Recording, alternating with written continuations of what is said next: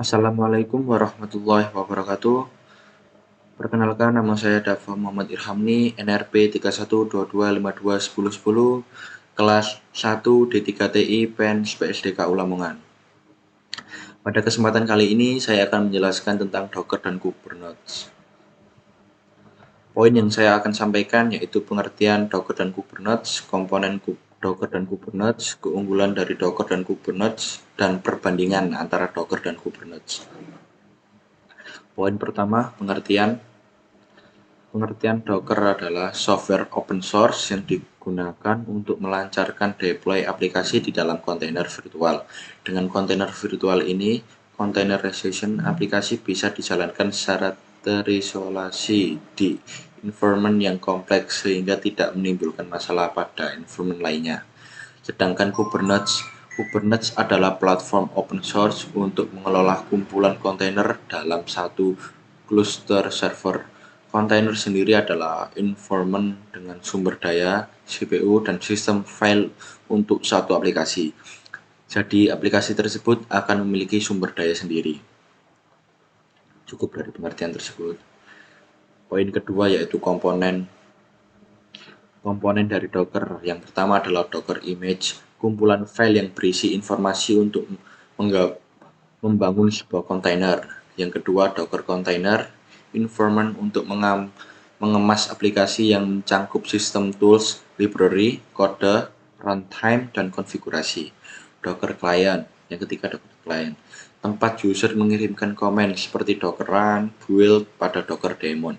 Docker REST API, komponen yang bisa diakses klien melalui HTTP untuk berinteraksi dengan Docker daemon.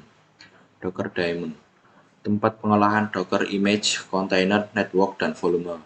Docker host, komponen yang bertugas menerima perintah Docker client untuk menjalankan aplikasi. Dan komponen dari Kubernetes, yang pertama pod. Pod merupakan objek terkecil di dalam cluster Kubernetes yang terletak di dalam node. Fungsinya untuk menjalankan Docker image yang membentuk sebuah kontainer. Master nodes. Node master mengatur seluruh operasi cluster dan memberikan respon saat event berlangsung dalam cluster. Worker nodes berfungsi menjalankan tugas yang diberikan oleh master nodes.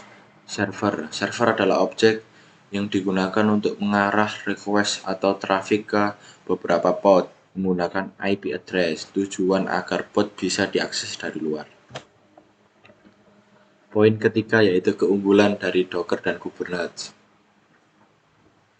Keunggulan Docker yang pertama, portabilitas. Docker memungkinkan untuk user membuat atau menginstal aplikasi kompleks di perangkat dan aplikasi tersebut dijamin bisa dijalankan. Otomasi. Otomasi membantu developer menghindari tugas yang membosankan dan repetitif serta menghemat waktu. Komunitas. Docker memiliki channel Stack khusus, forum komunitas, dan ribuan kontributor di website developer seperti Stack Overflow. Dan keunggulan Kubernetes, server discovery. Fitur server discovery untuk melacak kontainer secara otomatis. Kubernetes dapat mengenali kontainer menggunakan nama DNS atau menggunakan IP address server itu sendiri.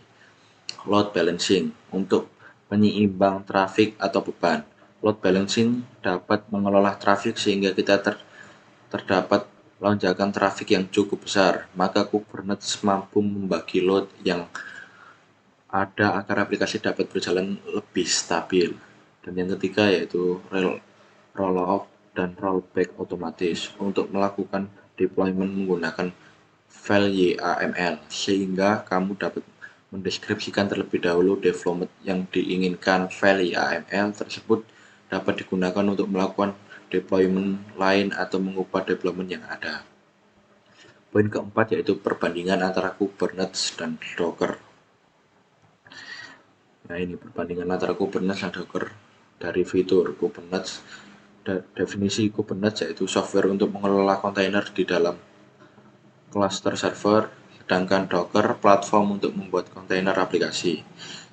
Skalabilitas. Ya, dari skalabilitas Kubernetes mendukung Scaling dari Docker, manual scaling, deployment, Kubernetes gabungan pod dan server. Kalau dari Docker, kumpulan server. Fitur dari load balancing untuk Kubernetes manual step, sedangkan Docker auto load balancer.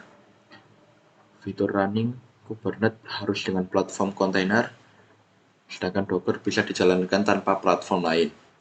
Instalisasi dari Kubernetes lebih kompleks, sedangkan Docker lebih sederhana. Monitoring dari Kubernetes built-in monitoring, sedangkan dari Docker menggunakan software third part untuk monitoring. Sekian yang dapat saya sampaikan, kurang lebihnya saya mohon maaf yang sebesar-besarnya. Wabil taufik walhidayah. Wassalamualaikum warahmatullahi wabarakatuh.